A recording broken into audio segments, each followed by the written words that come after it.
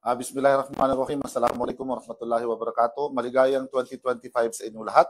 This is our first working day in the City Government of Cotabato. Although in all public schools, sa ating basic education K-12, ay nag-declare tayo ng asynchronous classes. No? At mag-uumpisa ang regular classes sa January 6. Sana ay magandang pasok ng Gregorian year 2025 sa ating lahat. At inaasahan natin na kahit may mga pagsubok tayong pinagdaanan ng 2024, tayo ay sasalubungin ng isang maligaya, masaya, mas maliwanag na Cotabato City sa 2025. Salamat pala for visiting the People's Palace. Mayor, ano po masasabi niyo na hindi inaksyonan ng SP ang 2025 budget? Well, inaasahan na natin yan dahil sa takbo ng mga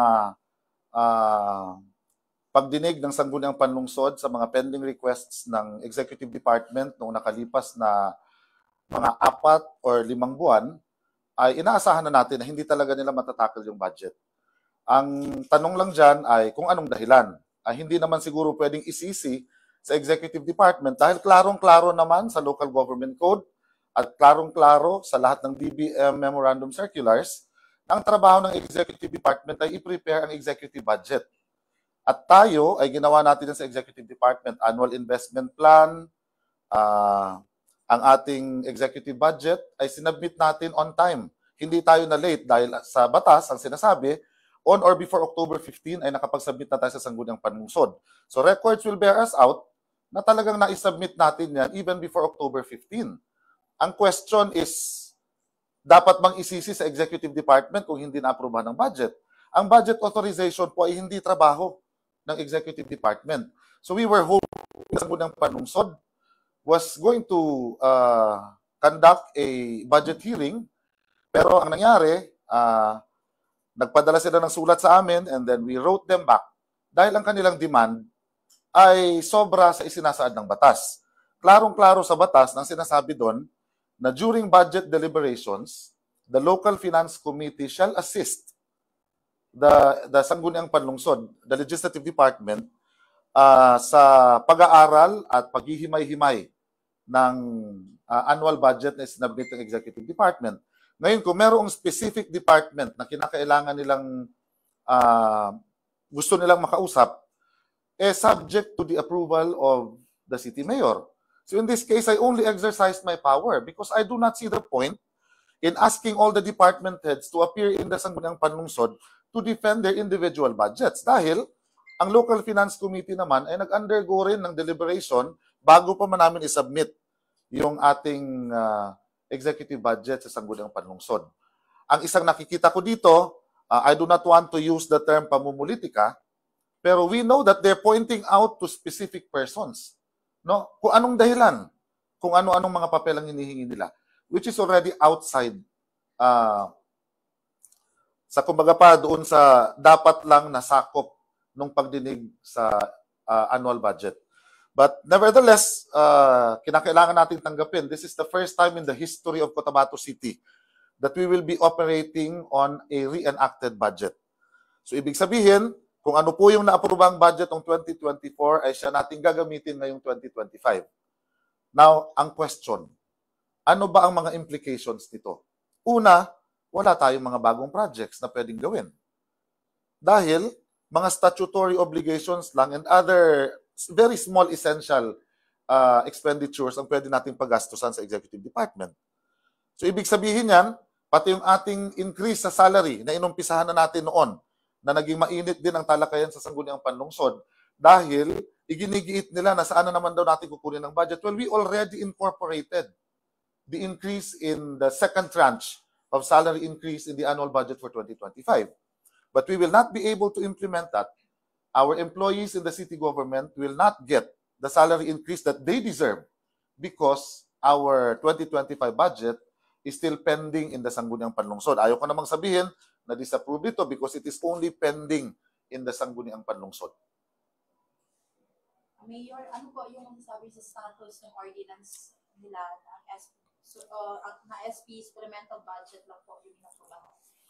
Well, nakarating sa aking kaalaman ng ating kagalang-galang na BC Alcalde ay sa gawa ng press conference kung saan ipinaliwanag niya kung anong nangyari, and ang pinaka-bottom line nun, sinisisi ang Executive Department for the disapproval of our request. Ang tanong lang naman natin sa kanila, did you really follow the law in approving the ordinance which is based on a request made by the Executive Department? Inuulit ko, ang atin pong kabuuang request sa Sangguniang Panlungsod ay 135 million. But they only approved 42 million of the total amount, at ang lahat ng ito expenditure lang sa Sangguniang Panlungsod, sa Office of the Vice Mayor, at sa support services ng Sangguniang Panlungsod. So what is this telling us? Is this not self-serving? That's the basic question that we would like to ask. Pangalawa, sumunod ba kayo sa batas? Dahil ang isinasaad ng batas, pag magkakandak kayo ng special session, and I know this even if I did not do a research because I'm a member of the Sangguniang Panlungsod 4 times. No? Naging miyembro ako ng Sangguniang Panlungsod, so alam ko yung kalakaran at alam ko yung mga internal rules na dapat nating sundin. Una, may 24-hour rule tayo na dapat may written notice na ipapadala sa lahat ng mga miyembro specifying therein the purpose of the special session. Pero in this case, tanungin niyo si Councilor Formento, si Councilor Mitimbang, si Councilor Adtong, si Councilor Lim, and the other councilors. I don't know if they will lie. But they did not receive any written notice kung bakit mag-special session at kung ano ang purpose ng special session. Basta ang purpose ng special session nila ay i-veto, ay i-override yung veto na ginawa ako doon sa ordinansang kanilang ginawa na sa tingin ko ay hindi patas, sa tingin ko ay hindi karapat-dapat, at lumalabag din sa karapatan ng iba pang empleyado ng city government and sa pangkalahatan ng mas nakararaming tao.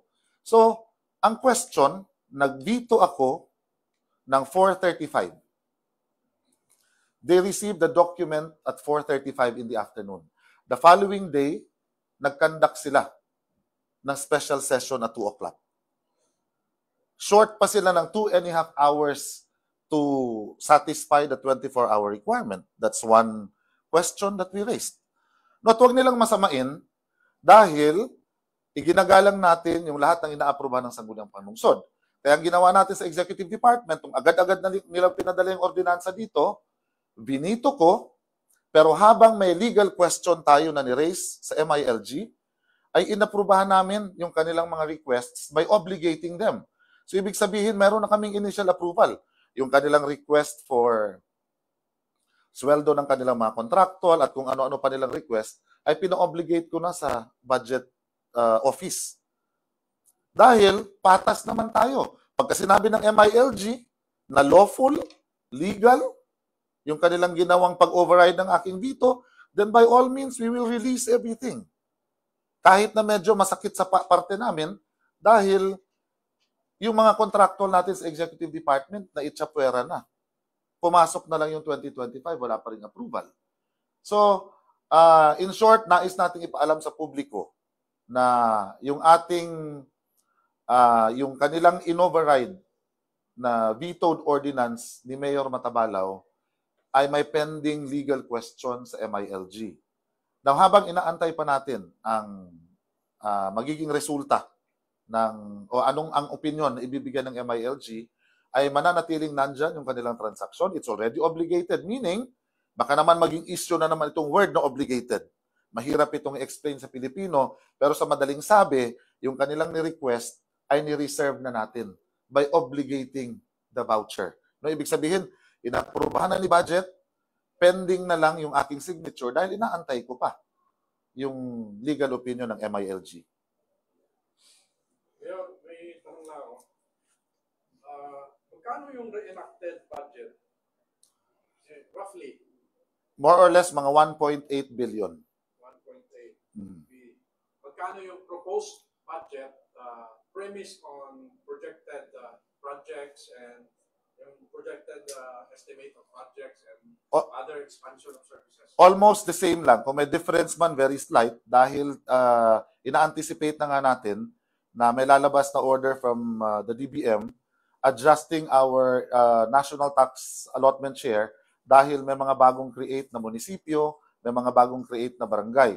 So we were right in projecting an estimated budget of almost the same level lang siya dyan. So, your office has sued the intervention of MILG? Yes. Okay. Yan lang po. Oo. Mayor, ano pong aksyon ang gagawin ng city government doon po sa kaso na isinampa ng SP laban po sa HR na si Ma'am Lorna? I'm in a quandary right now because hindi ko alam kung talaga bang may kaso or sinasabi ni Vice Mayor Butch na magkakaso sila. So, my advice to Ma'am Lorna is just to wait for the subpoena. Kung talagang may kaso, edi sagutin. Dahil as far as we are concerned, kami dito sa Executive Department, ginagawa namin ng tama ang aming trabaho sa abot ng aming makakaya. So kung meron man silang nakikitang mali, then they're free to do whatever they want to do. Basta kami dito, we will give our full support to our HR manager because we do not see any reason why somebody who is only doing her job will be sued for doing her job. If this is not personal, if this is not political, I will never understand this. Nasabi mo, Mayor, na dahil hindi na-aprobahan ng SP yung budget, hindi ba ito makaka-apekto sa pag-unlad ng Cotabato City dahil yung mga proyekto nababawasan yung budget? Sa local government operations, I do not see mga drastic na magiging epekto nito. Pero sa mga proyekto, wala na po tayong pwedeng gawin hanggat hindi na-aprobahan yung budget. Dahil may mga proposed projects and programs tayo doon na hindi naman kasama doon sa 2024 budget. Kung meron mang po pwedeng i-implement doon, yun yung mga continuing programs. But of course, tayo kasi, ang naging basihan natin ng paggawa ng 2024 budget ay yung ating mga pangangailangan na nakita nung nagtatrabaho tayo in 2023. So in the same manner, na yung basis ng ating 2025 annual budget ay yung mga pangangailangan na nakita rin natin based on consultation na kailangan gawin sa 2025. So hindi naman natin pwedeng ulitin yung project sa 2024 dahil hindi tama, no? Pangalawa, alam mo bonus na lang talaga itong SGLG eh. Ang Cotabato City ay kilala sa pagiging compliant, no? Kaya nga lagi tayong nabibigyan ng recognition ng Seal of Good Seal of Good Financial Housekeeping. Pero in this case, dahil first time ito sa history ng Cotabato City na magkakaroon tayo ng reenacted budget, then nag-fail na tayo sa department na yan. Kung kailan na-comply na natin yung pangangailangan ng CDRRMO, ng OSWDS, ng requirement sa local treasury, ngayon pa dumating yung hindi pagka-approve ng budget, which is actually a very, important factor in getting the Seal of Good Local Governance Award. But nevertheless, hindi naman yung award ang hinahabol natin dito. Ang atin dito sana ay makakilos tayo ng maayos at tuloy-tuloy lang ang daloy kahit sa gitna ng mangyayaring eleksyon sa May 2025. Ang kawawa kasi dito yung mga tao at sana naisip din ng Sangguniang Panlungsod. Alam mo sila, may mga bagong create silang mga posisyon eh. Meron silang mga hinating posisyon to accommodate staff. Yung mga yun, wag silang mag-expect at wag nilang ibato na naman ulit sa executive department kung hindi makakasweldo ang mga ito. Dahil nung kinreate nila yung mga posisyon, nung hinati nila yung mga posisyon, hindi ito kasama doon sa 2024 annual budget. So hindi lang naman kami sa executive department ang affected dito. Pare-pareho kami maapektuhan and I do not know to what extent will they be able to spend whatever little money they have in the Sangguniang Panlungsod given our situation now that we are operating on a reenacted budget.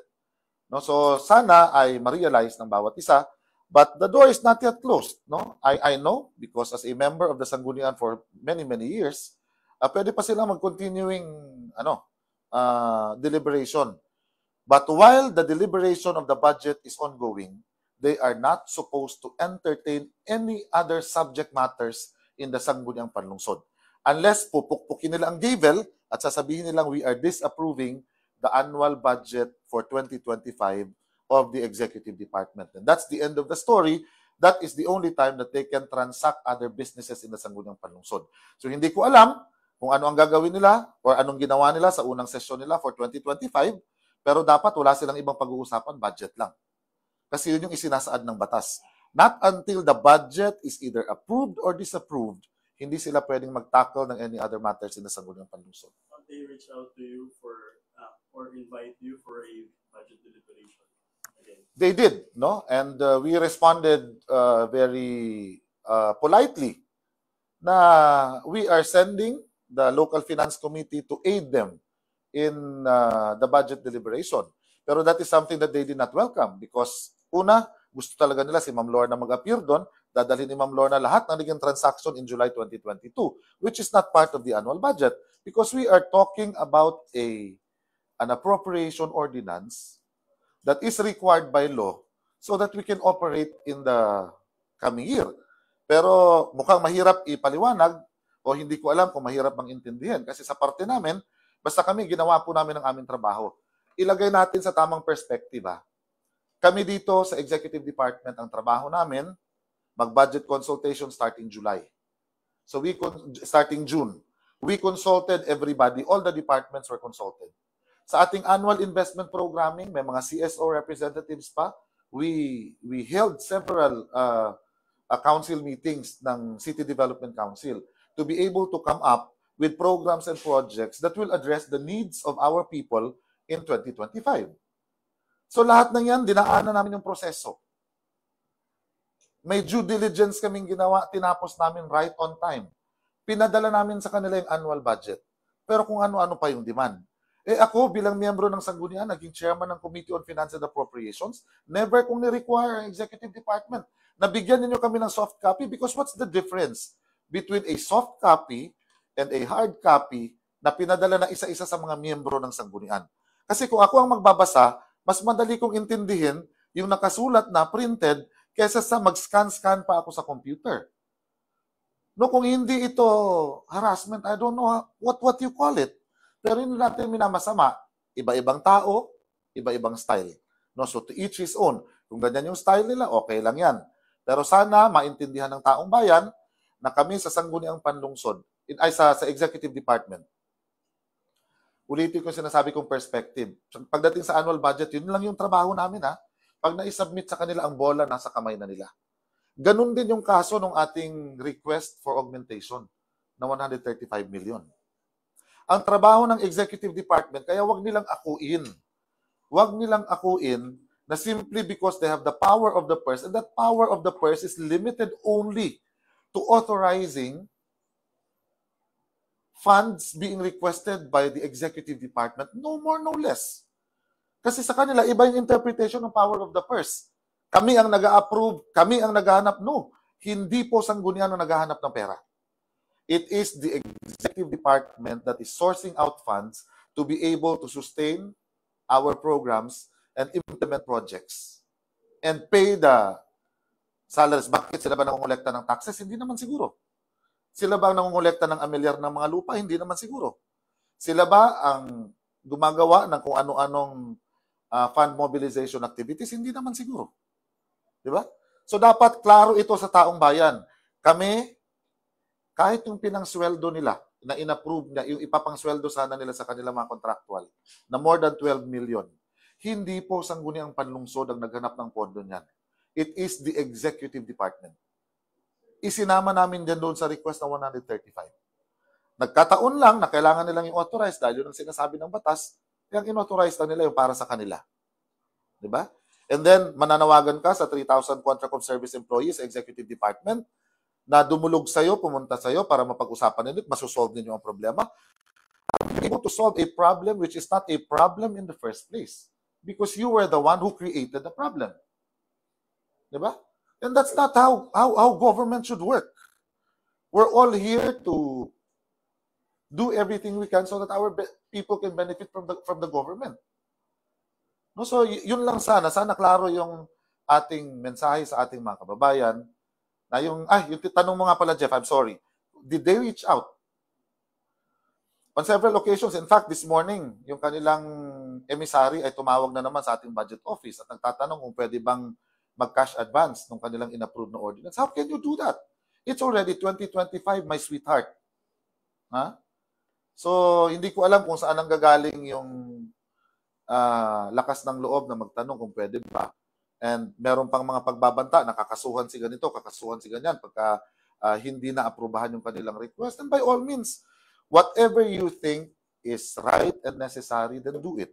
Because we will also do what is right and necessary on the part of the executive department. Pero, not closing our doors to the panlungsod. No? It is not my purpose as mayor na mag-burn ng bridges. Hanggat pare-pareho kami nabubuhay, may pag-asa pang magkasundo, magkausap, regardless of our political differences. No? Total, May pa naman ang eleksyon. March pa mag-uumpisa yung campaign. We are free to talk. No? But I hope that minds will be open. Hindi yung kung ano lang yung gusto, ay yun lang yung masusunod. At saka pag may pinag-usapan na tayo, pag meron ng compromise, meron ng agreement, sana naman panindigan natin yung mga agreement na napapag-usapan natin. Dahil hindi pwedeng itanggi ni Vice Mayor Abu na nakaalis ang Local Finance Committee sa opisina niya at 6:30 in the evening, almost 7 o'clock, after na magkausap kami nung kanyang ipinadalang tao dito sa office ko. Nagkausap kami with the Local Finance Committee, nagkasundo na kami kung anong dapat gawin. Pinasabi niya kung pwede bang pumunta doon ng Local Finance Committee. Pumunta yung Local Finance Committee. So wala pong katotohanan na nagtatago kami sa kanila, lalong walang katotohanan na iniiwasan namin sila. Dahil wala namang dahilan. Kami dito sa Executive Department, alam namin na ang budget authorization, ang authorization ng pondo, ang authorization ng approval ng mga contracts ay manggagaling sa sangguniang panlungsod. And we cannot afford na i-displease sila para lang ipitin nila yung mga transactions namin. But dahil nandito na ito, wag po masyadong mangamba yung ating mga kababayan. It's business as usual. In the executive department, we will do everything we can to be able to serve you better in 2025. So do not worry about the reenacted budget. Do not worry about our disapproved requests because life goes on and it's business as usual in the executive department. Ano po yung compromise sa inyo ng SP?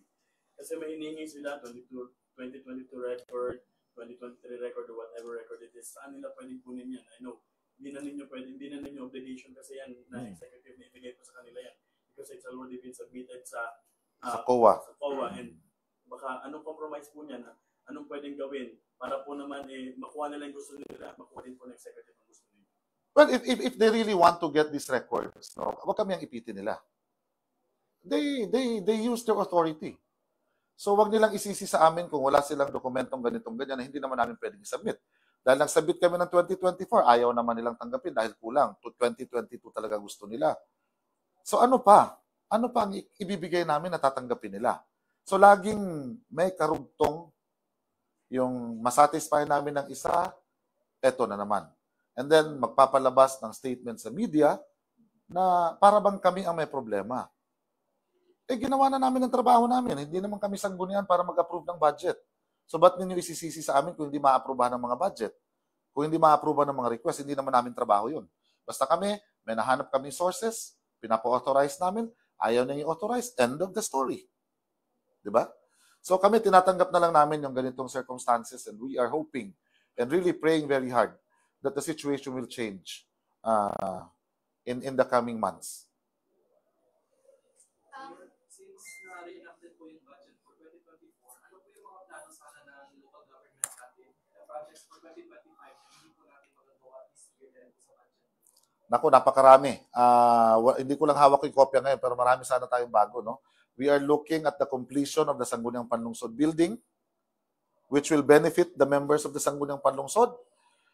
Magpapagawa sana tayo ng public cemetery for Muslims and that cannot happen anymore because kasama pa nga yan doon sa 135 na request namin. Pero pati yun hindi na aprubahan. Napakarami pa nating proyekto. And hindi kasi doon nagtatapos lang eh. So there is nothing that we can, kumbaga pa, sa pagbebenta kasi ng LGU para makahingi tayo ng mga pondo from outside, kinakailangan magpakitang gilas din tayo. On our own, we were able to do this and that and everything. No, para nangyari sa atin sa traffic lights, sa mga pinalitan natin mga ilaw, upgrading ng mga creeks. Etong lahat ng to, pag pinakita mo ito, halimbawa sa isang senador, kagaya ng ating gym sa likod. Bakit? Nung araw, basurahan lang yan, di ba? Pero tingnan ninyo ngayon, gamit na gamit dahil may sarili na tayong gymnasium. And that's first in the history of Cotabato City. Bakit natin yan nakuha in less than 24 hours?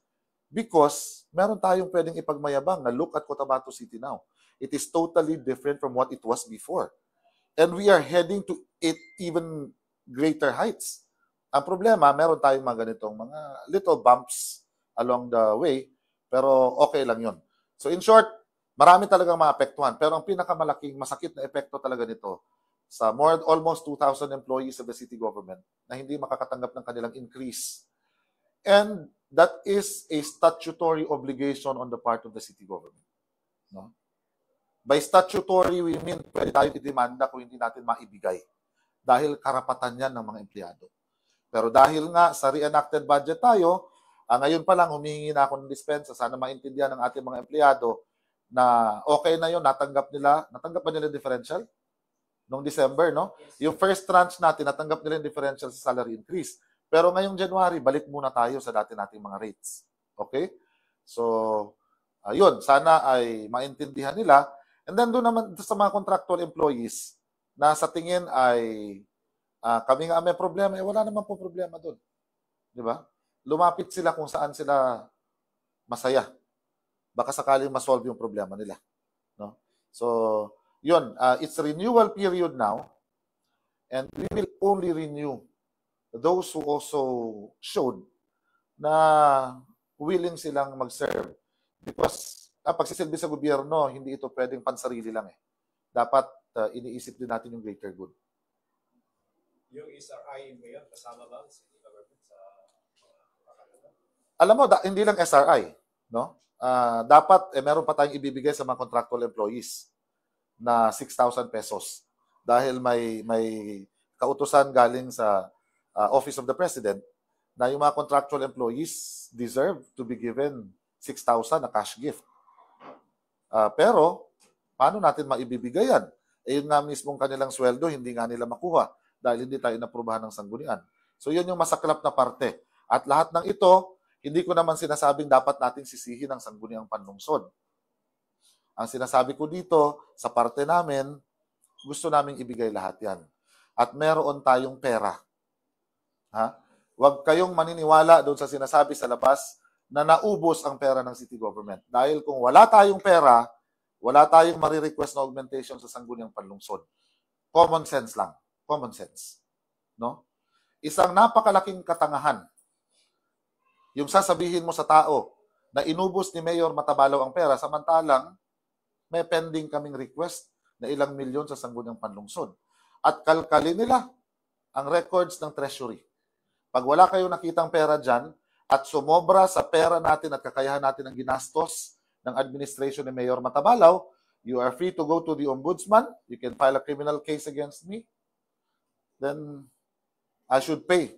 Kung talaga may pagkakasala ako, I will pay.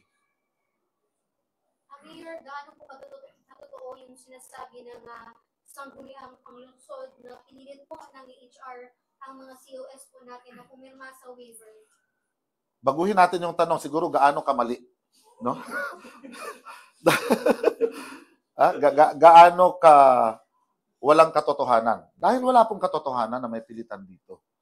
And again, common sense. No? Common sense. Basahin nila yung waiver. If it is not voluntary, then I don't know what they call it. But if they have really strong legal grounds to file cases against any of the members of the executive department, by all means, they can do so. So wala pong katotohanan na may pilitan dito. Wala pong katotohanan dahil tapos na yung mga panahon na merong harang, may pilitan, may takutan sa Cotabato City. Wala na po yun. Up to this moment, wala pang final and official decision ang sanggunian. Ang council na talagang totally disapprove na yung Yes. Wala pa rin. And It seems parang punta dyan. sana, kung ako kasi halimbawa si Sanggunian so that maipakita ko sa tao na ginagawa ko yung trabaho ko, i-disapprove ko na lang. And then the executive department can also take our own action. It's okay. Because yung pending at saka disapproved, pareho lang naman ang tama yun sa ating lahat, re-enacted budget pa rin. Pero kung ako ang Sanggunian, so that pwede kong ipagmayabang sa tao na kami dito, pag-receive namin ng annual budget proposal for 2025, pinukpukan na namin kasi sa tingin namin, tarantado si Mayor Bruce. Tapos ang istorya. Di ba? Ipukpukan mo kaagad, i-disapprove mo kaagad. Because we do not trust the mayor and therefore, we will disapprove the annual budget proposal of the city mayor. Pero in this case, wala eh. So anong inaantay ninyo? Anong inaantay ng Sanggunian? Kung ako, ordinaryong tao mag-iisip, oo nga, no? Pwede naman nilang i-disapprove. Eh bakit pa pinapatagal? And if you think we will answer nonsense, we will not. No? I'm only granting this interview dahil kinakailangan maintindihan ng taong bayan kung ano talaga ang totoong nangyayari. Inuulit ko po, hindi namin pwedeng gawin ang trabaho ng Sanggunian at hindi nila pwedeng isisi sa amin yung mga trabahong dapat nilang ginagawa na hindi nila nagagawa because of their own doing. We are naman po minsan nito sa mga COS employees na patuloy pa rin pagbibigay ng servisyo nila despite of the current situation. We have already talked to many of them. No? And marami namang nakaintindi sa sitwasyon at meron naman tayong remedy na pwedeng gawin. Doon naman sa mga hindi nakapag-antay, well, okay lang yon. No? Hindi naman tayo namimilit. We are sad to see them go, but sometimes we have to let go of some people to be able to move forward better. No? So, pero mas marami pa rin naman po ang nandito ngayon. Nagtiis, nagtiyaga, at sinamahan tayong magsakripisyo. May plan po ba kayo dito sa MILG kung problema ito? Actually, sumulat na kami sa MILG. No? Kung sasabihin naman na mag-intervene sila sa nangyayari sa amin sa Sangguniang Panlungsod, even without a request from anyone, the MILG should already step forward and say, kailangan nyo nang mag-usap. Eh ako, willing kasi ako kahit na anong venue, makikipag-usap talaga ako. And I will always stand my ground. Ang hindi ko lang alam kung papayag ba ang Sangguniang Panlungsod na magkaharap kami and then maglabasan kami ng kung ano man yung mga issues and then let the MILG resolve the issue. Pero sa ngayon kasi, ang nangyayari, mukhang wala pang ganon. Pero I'm really hoping na if not the Office of the Chief Minister, the MILG will come in, call us, study the situation, and then once and for all, tapusin na kung meron mang dapat tapusin. No, because this cannot go on forever. Basta kami, ang magiging focus namin sa 2025, gawin yung kaya namin gawin within the bounds of law. Dahil ngayon, medyo tali tayo because of the reenacted budget, pero umasa yung ating mga Cotabato City, mga Cotabateños, na kung ano man yung naging saya ng Cotabato City mula nung maupo ako mayor in 2022. Hanggang nitong December, nakita nyo naman problemado na tayo sa lagay na yan, pero ang saya-saya pa rin ng Cotabato City. Because we have no reason to despair and we have no reason to be sad because your current administration is doing our best para maibigay yung kung anong magpapasaya at ano ang dapat at nararapat para sa mga tao. Mayor, ano po yung masasabi niyo sa naging inisyatiba po ng UBJP, kamakailanan na mahagi sila ng tulong po sa mga co-employee po dito po sa executive? Nagpapasalamat tayo. That is not the first time, no? Kaya lang, I'm one person na hindi talaga mahilig magpakita ng mga tulong na ginagawa natin doon sa ating mga contract of service. Pero naitanong mo na rin lang yan, nagpapasalamat tayo sa United Bangsamoro Justice Party for the help, no, doon sa ating mga contract of service employees at meron pang mga parating na mga tulong at hindi lamang po nagmumula sa UBJP. So hindi po pwedeng sabihin na kawawang-kawawa talaga ang mga COS dahil kahit papaano blessings come pouring in at nakaka-benefit din naman yung ating mga contract of service employees. Pero ngayong January, umasa po sila na makakatanggap na sila ng sweldo dahil kay approved, disapproved, or reenacted unacted yung aming budget proposal, pwede po tayong in the same manner na sila, pwede rin sila magpasweldo dun sa kanilang mga empleyado. Pero hindi yung plantilla. Ibig sabihin ng plantilla, kahit na hindi siya permanent, pero co-termino siya doon sa Vice Mayor, hindi na po yung makakatanggap muna ng sweldo dahil wala po yun sa annual budget ng 2024. And we cannot do magic. Hindi na lamang Mayor. Mayor, pinag-utos niyo po itong intensive operation sa ating kapulisan at sa public safety office. Hinggil ho dito sa Open pipe. At saka po sa mga drug racing ho dito sa ating lungsod. Ano po ang inyong mensahe sa mga hindi pa rin po tumitigil sa ganitong gawain? Well, tigasan pa nila ang ulo nila para may kalalagyan sila. Ha? Pinapakiusapan kayo, ayaw ninyong makinig. So ngayon, dakip na talaga ito. Marami na pong namultahan. Sayang din yung ilang libo na ibabayad ninyo sa multa. Di ba? Tapos, sayang pa yung mga open pipe ninyo kasi pag naipon na yan, pag umabot na ng 100 dito sa harap mismo ng People's Palace, pasasagasaan ko yan sa pison para hindi nyo na mapakinabangan. No, so, sige lang, tigas-tigasan nyo pa ng konti ang ulo ninyo. Ayaw nyo mang pakiusapan. Sige po. Okay na? Any message lang Ha? sa mayors natin mga kababayan?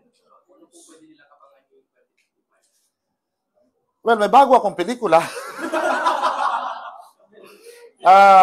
Isa lang naman yung mensahe natin na huwag silang mabahala dahil ang administrasyon para sa lahat ay tuloy-tuloy pa rin sa ating ipinangakong tapat na serbisyo para sa kanila. And inuulit ko, mas masaya. No? Kahit may problema, mas masaya. And walang reason para maging malungkot tayong lahat. Nakita nyo naman siguro yung pagbabago sa Cotabato City. Ako lang siguro ang dapat malungkot kasi kabubiyudo ko lang. No? Pero, you know, bago kasi na mayapa yung asawa ko, ang bilin niya talaga is to continue serving our people. So we will do that. No? Para naman mapagbigyan natin yung kanyang kahilingan. Because partner ko talaga siya in serving our people, contrary to what other people say about her. No? May Allah subhanahu wa ta'ala have mercy on her soul. So sa inyo pong lahat, mga minamahal kong Cotabateños, maraming salamat sa pagsama sa atin itong nakalipas na taon. Magsama-sama pa po tayo dahil marami pang magagandang mangyayari sa Cotabato City. Mahal ko kayo.